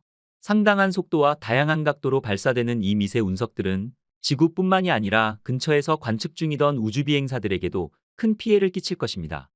어쩌면 머지않아 지구는 황폐해질지도 모릅니다. 2013년 첼랴빈스크 운석 낙하 사건을 기억하시나요? 이 운석은 태양에 가려서 감지되지 않아 미처 대응할 새도 없이 지구 대기권에 진입한 유성입니다. 첼랴빈스크 유성은 직경이 17m로 무게만 1만 톤이었죠. 이 유성체는 섬광을 내며 대기권에 진입했으며 이내 불덩이가 되어 몇 분 뒤 25km 상공에서 공중폭발을 일으켰습니다. 이로 인해서 태양보다 더 밝은 섬광과 함께 폭발하며 1200명의 부상자가 발생하였죠. 달 폭발로 인해 쏟아지는 운석들은 심지어 하루아침에 끝날지도 의문입니다. 며칠 혹은 몇 달에 걸쳐서 지구에서는 계속해서 이러한 최악의 상황들이 일어나게 되겠죠. 결국 인간은 피해를 줄이기 위해서 지하로 피난을 해야 하며 지구는 점점 가열이 되어 황폐해지게 될 것입니다. 하지만 만약 달이 폭발하는 것도 모자라 아예 사라져버린다면 어떻게 될까요? 달이 사라지게 된다면 단순히 태양이 뜨기 전까지 칠흑 같은 어둠을 견뎌야만 하는 불편함만 있는 것이 아닙니다. 생각보다 달은 우주에서 훨씬 더 많은 일을 담당하고 있으며 가장 근접해 있는 지구에게는 더 큰 영향을 끼치고 있었습니다. 가장 막대한 손실은 지구의 궤도 회전과 흔들림이 불안정해질 것입니다. 지구는 점점 더 흔들리기 시작할 것이며 불안정하게 변동하는 궤도로 태양 주위를 돌게 되겠죠. 그렇게 지구는 계절을 잃어갈 것입니다. 지금처럼 날씨를 미리 측정할 수도 없으니 일기예보도 불가능해지게 됩니다. 지구에서의 하루가 24시간이 된 것도 달의 영향이 큽니다. 과거의 지구의 자전은 지금보다 훨씬 빨랐으며 달의 인력으로 인해 속도가 느려지게 된 것이죠. 40억 년 전 지구에서의 하루는 대략 6시간에서 8시간이었다고 합니다. 지금도 달은 지구에서 점점 멀어지고 있죠.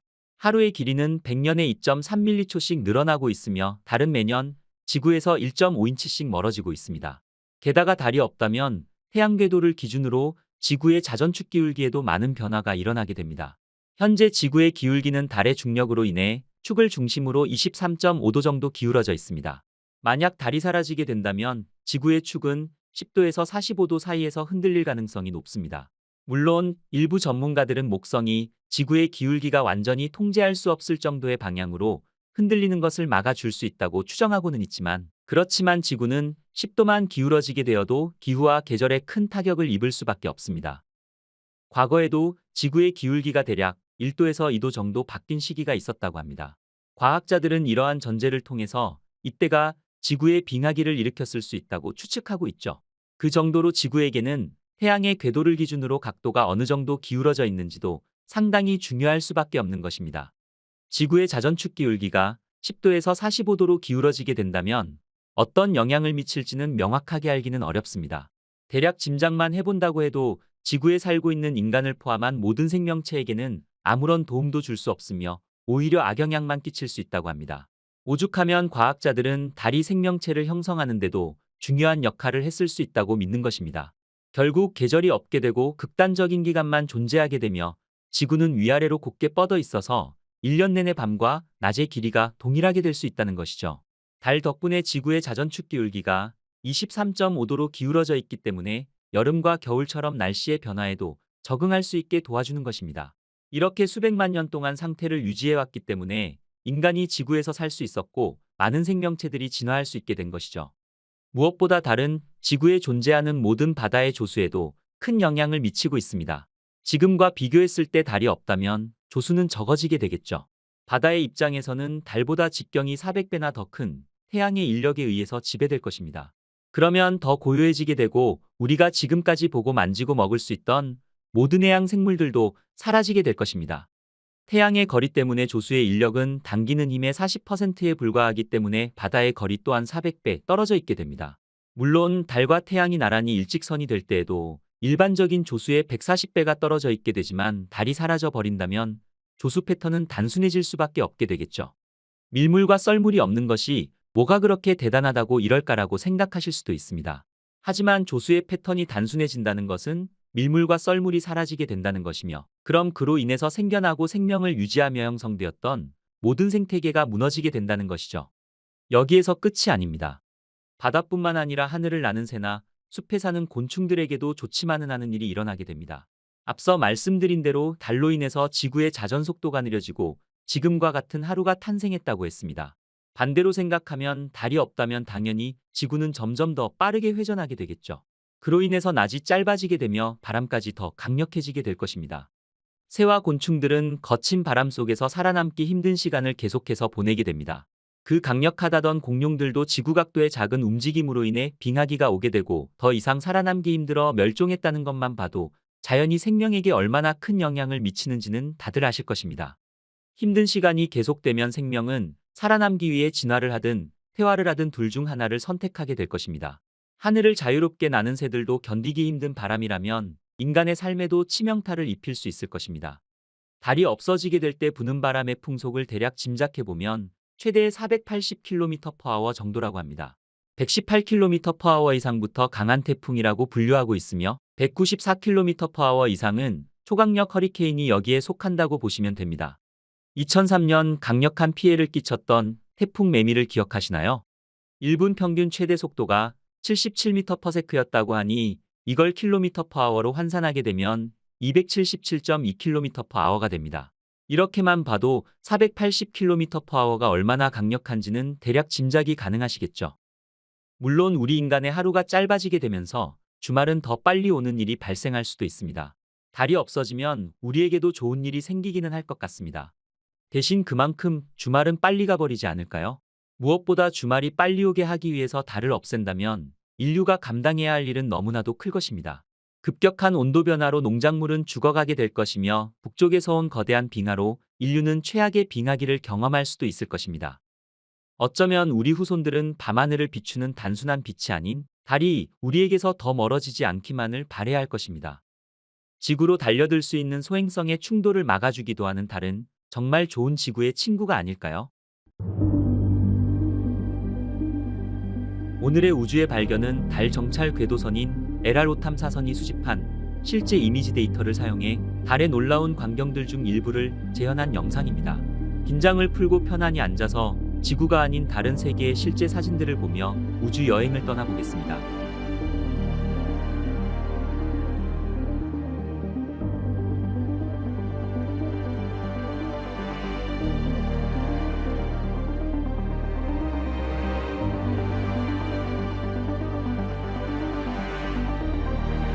오리엔탈레 분지입니다. 오리엔탈레 분지는 거대한 다중고리를 가지고 있는 분화구로 이 분화구들은 수십억 년에 걸쳐 소행성들과의 무수한 충돌에 의해 만들어진 결과입니다.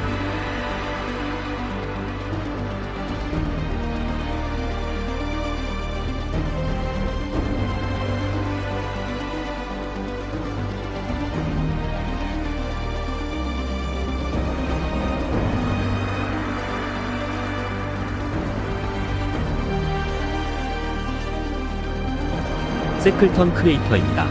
세클턴 크레이터는 달 남극에 위치한 크레이터인데요. 이곳은 하루의 80% 이상의 시간 동안 그늘이 지는 곳으로 나사의 달 기지 건설의 최적의 장소 중 하나로 꼽는 장소입니다.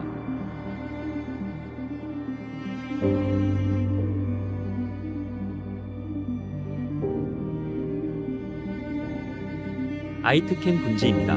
이 거대 크레이터는 지름이 2,500km로 태양계에서 가장 큰 크레이터 중 하나입니다. 그리고 그 안에는 너비 75km, 높이 800m의 마핑 마운드가 있습니다.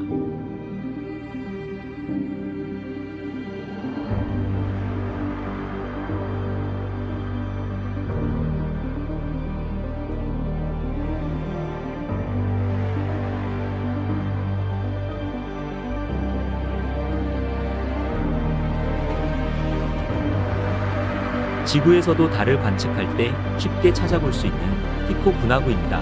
티코 분화구는 달 표면에서 유명한 충돌구 중 하나로 직경이 약 85km에 달합니다.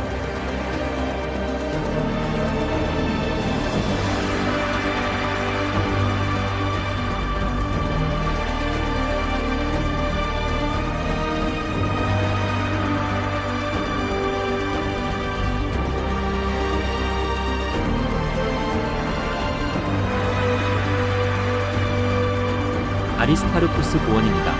이곳은 달에서 가장 밝은 지형 중 하나로 대부분의 달 지형보다 거의 2배의 알베도를 가지고 있으며 맨눈으로 보일 정도로 충분히 밝으며 대형 망원경으로 본다면 굉장히 밝게 보이는 지형입니다.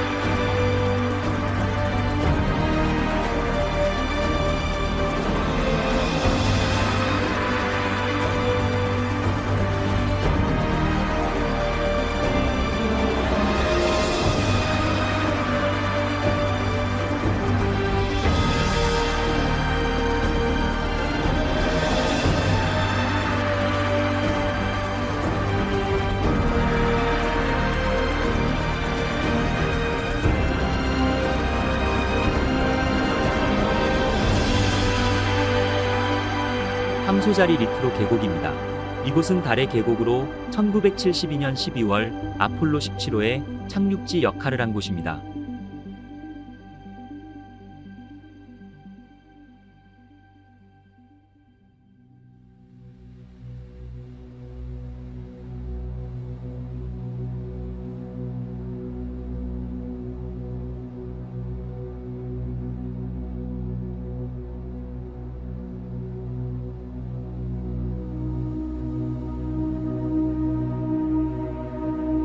달의 북극입니다.